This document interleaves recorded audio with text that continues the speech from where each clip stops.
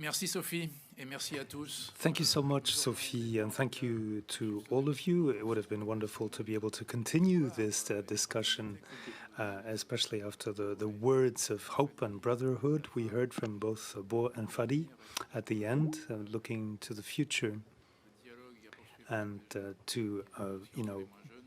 continuing to develop exchanges and discussions between young people and hopefully people who are not so young as well. I hope we'll be able to meet up again in the future. But just before I give the floor to Michel Wackenheim to summarize the whole of the symposium, I'd like to briefly conclude on this session. It's not really a summary. For one thing, I don't have time, and nor have I really had time to think it all over yet. But just a few brief points then.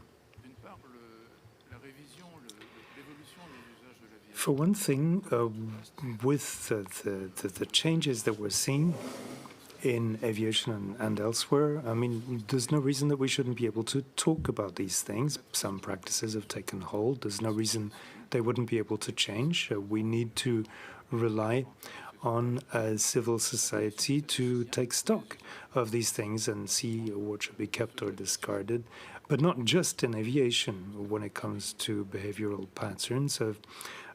Stefan Gosling was talking about reasons to travel that are sometimes rather feeble, and this presumably is also the case with other kinds of transport. A Parisian couple going to Dubai to ski and housed in an air-conditioned hotel with plenty of spare time, probably used playing video games online, let's say, and then traveling back with a few kilos, perhaps, of clothing.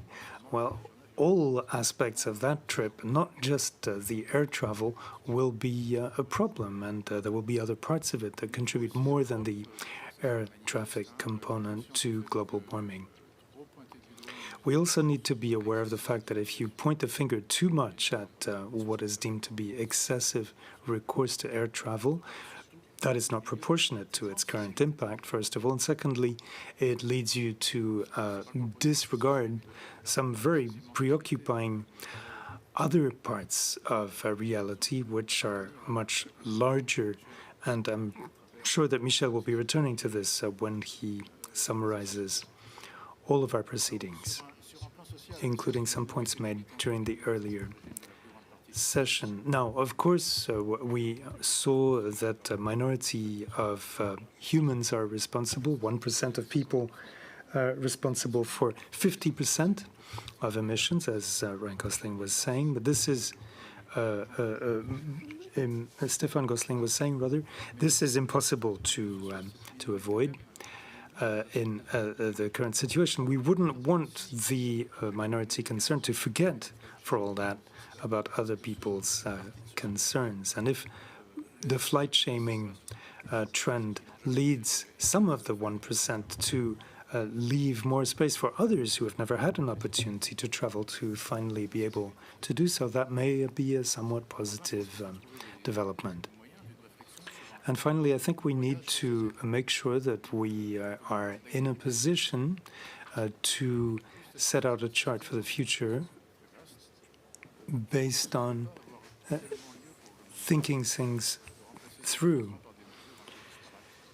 Often there are haphazard measures which are taken, and that's not ideal. Let's try to think about a more sobriety and efficiency-focused world that we would like to live in and what it would look like, what kind of pathways we could take to get there.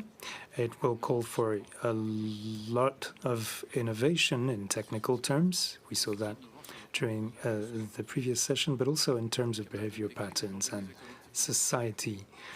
We need to be able to collectively work to shape these changes, and presumably this will be a source of inspiration to the young people who are tuned in today. Once this collective awareness is there, then, of course, presumably this will be something that can become an important political issue, and wouldn't it be a great thing to be talking about during election campaigns rather than, let's say, well, how many vaccinations, for example, are available at a given point in time. But if we move on now, we're going to listen to Michel for his synthesis and lessons learned. Merci Eric.